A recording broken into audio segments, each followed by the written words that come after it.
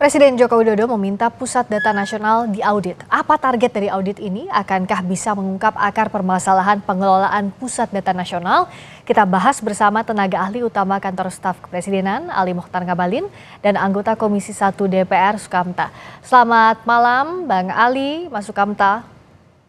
Selamat malam. Assalamualaikum. Waalaikumsalam. Terima kasih.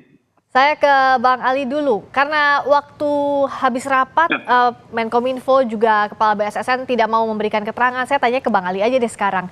Jadi sebenarnya apa arahan persis dari Presiden soal permasalahan PDNS, terutama soal auditnya? Ya, terima kasih ya. Jadi terkait dengan Pusat Data Nasional yang kita tahu semua keadaan dan kondisinya pada hari ini, sehingga tentu saja bagi pemerintah dan Bapak Presiden memanggil pihak-pihak terkait termasuk Kominfo, BSSN, dan beberapa lembaga ya dan kementerian yang ada untuk bisa melakukan setidaknya evaluasi atau memberikan informasi terkini kepada Bapak Presiden, karena kan dari awal kita sudah menyampaikan bahwa tingkat kekhawatiran pemerintah juga memahami terkait dengan adanya kekhawatiran atas serangan ransomware ini. Karena itulah memang diharapkan agar baik dari Kominfo, kemudian BSSN sendiri, dan lain-lainnya agar bisa mengupdate langkah-langkah yang sudah dilakukan. Karena betul-betul kita sadar bahwa serangan ini mengakibatkan banyak sekali layanan publik itu yang terganggu. Itu sebabnya pada waktu kemarin ya alhamdulillah saya ada, dan dengan demikian harapkan agar ini bisa lebih cepat dalam pemulihan yang dilakukan oleh teman-teman di kementerian lembaga yang terkait dengan Pusat Data Nasional ini. Ya, kalau Mas Sukamta melihatnya audit ini urgensinya apakah untuk melihat indikasi dugaan penyimpangan ataupun kelalaian dalam pengelolaan PDN atau seperti apa? Ditambah juga kan DPR sudah mengadakan rapat kerja, sudah mencecar juga pihak Menkominfo maupun BSSN di sana. Iya, terima kasih Mbak. Saya pengen tanya ke Pak Ali Mokhtar ya. Silakan. Ini Pak Ali, ini kira-kira Pak Presiden ini paham nggak magnitude dari bencana ini? Seberapa besar dampaknya Pak Presiden sadar? Pasti Mas. Pasti loh Mas, karena satu saja yang paling besar itu adalah pelayanan, itu kan yang paling sangat menonjol itu kan sementara yang kita tahu di publik itu adalah imigrasi.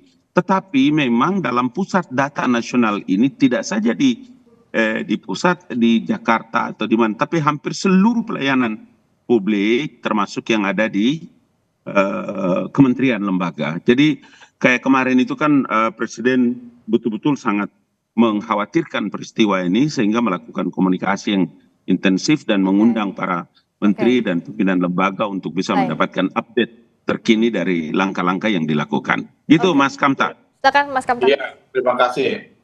Hari ini layanan ini memang benar. Jadi perlu perhatian yang paling primer hari ini karena ini berdampak. Hari ini KPK, Setkap, terus beberapa yang lain sudah tidak bisa diakses.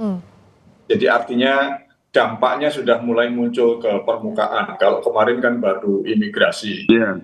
Pajak juga nggak bisa, Dirjen Pajak juga nggak bisa lagi. Jadi layanan sudah susah. Tetapi sebetulnya ada yang lebih fundamental dari itu. Jadi itu berasal dari pertanyaan begini, kenapa sih yang diserang PDN? Karena PDN ini ibarat brankas yang di dalamnya itu ada emas batangan, jumlahnya tidak terhingga, yang di dalamnya juga ada berlian 100 karat.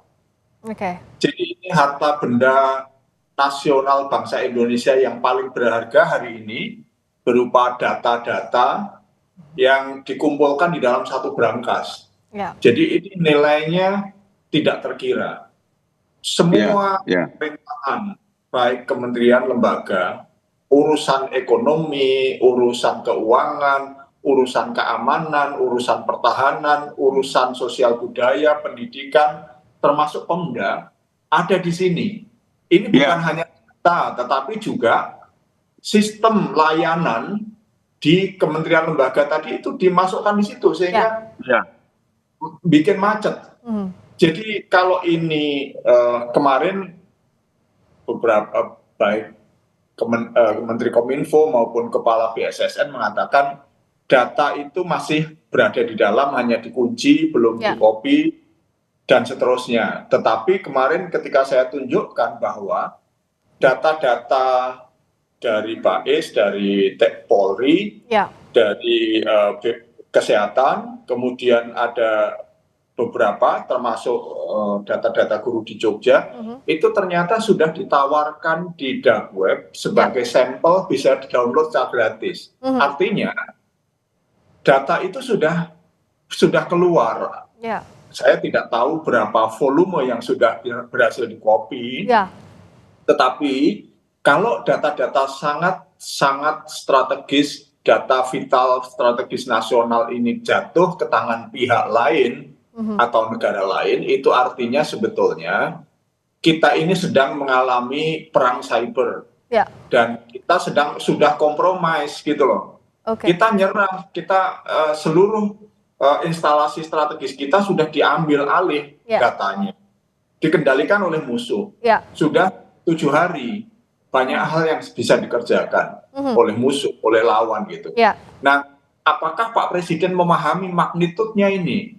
Bayangkan kalau misalnya data-data BAIS TNI yang sudah puluhan tahun, di situ bukan hanya menyangkut data personal, tapi juga budaya yang ada di BAIS, jam beragennya di mana saja, siapa namanya, pola begitu ya, apa yang dilaporkan, bagaimana pola kerjanya, itu semua bisa dideteksi dengan data ini, dengan AI, dengan algoritma, ketemu semua. Polisi, bagaimana pengamanan, berapa personilnya, pengamanan bagaimana, tradisinya bagaimana, kulturnya bagaimana. Kalau negara lain ingin buat kerusuhan, sudah ngerti polanya, bacanya gitu. Data tentang Bakamla, tentang Angkatan Laut misalnya, bagaimana tentang kapal-kapal patroli Indonesia, kapal mana polanya, budayanya, sudah ketemu semua. Jadi kalau musuh ingin masuk ke perairan Indonesia dengan data-data yang ada ini, itu sudah ngerti semua. Nah, DPR jadi lihat apa yang harus dilakukan kalau sudah begini kondisinya? Menurut saya pemerintah itu harus humble. Harus humble, akui bahwa memang ada masalah, komunikasikan dengan transparan walaupun tidak semua dibuka, tetapi jelaskan kepada publik bahwa kita memang mendapat serangan, kita melakukan ini. Nah, rakyat sabar, kami mohon maaf kepada rakyat Indonesia atas ketidakmampuan kami melindungi data seluruh kepentingan bangsa Indonesia, kementerian, lembaga, pemerintah daerah, semua jatuh ke tangan hacker. Nah, saya kira kalau pemerintah humble begini, kita semua maklum kok, ini tragedi nasional, ini bencana nasional. Tapi kalau pemerintah menutup-nutupi, komunikasinya tidak bagus, pasti rakyat butuh penjelasan, dan itu akan mencari penjelasan dari berbagai pihak. Media, televisi, Kompas TV pasti akan cari masukan dari mana saja, dan itu belum tentu benar gitu loh. Nah jadi ada transparansi yang harus dilakukan. Bang Ali, terakhir apa yang bisa dilakukan pemerintah di saat krisis dalam hal siber ini, serangan siber? Kemarin saya di Kompas TV juga sudah menyampaikan, saya juga sudah menyampaikan bahwa peristiwa ini sungguh-sungguh membuat pemerintah itu sungguh sangat memahami adanya kekhawatiran masyarakat terhadap serangan di pusat data nasional ini. Karena itu memang langkah-langkah yang sedang dilakukan dan dipersiapkan oleh pemerintah dalam ini adalah kementerian dan badan lembaga yang ada ini benar-benar melakukan tanggap darurat. Itu sebabnya memang apa yang terjadi ini langsung dilakukan dengan crisis center. Crisis center itu dimaksudkan untuk memberikan laporan terhadap perkembangan apa langkah yang dilakukan oleh pemerintah. Memang benar ya, saya sudah sampaikan bahwa serangan virus ransomware ini juga tidak mengandung satu pengertian yang seperti tadi mungkin Mas Kamta jelaskan. Karena apa? Karena dari seluruh data yang dimiliki di Pusat Data Nasional ini juga menjadi bagian yang tidak terpisahkan dari langkah-langkah yang dilakukan oleh Kominfo dan badan yang memberikan tanggung jawab negara ini. Ya. Baik, jadi masa tanggap darurat ini dalam hal serangan siber harus segera diantisipasi dan diselesaikan, termasuk juga ke depannya apa mitigasi yang disiapkan agar tidak terjadi lagi hal serupa, karena ini tentu akan mengancam keamanan siber nasional. Pasti. Terima kasih Bang Ali, terima kasih Mas Sukamta. Baik, terima kasih. Selamat malam.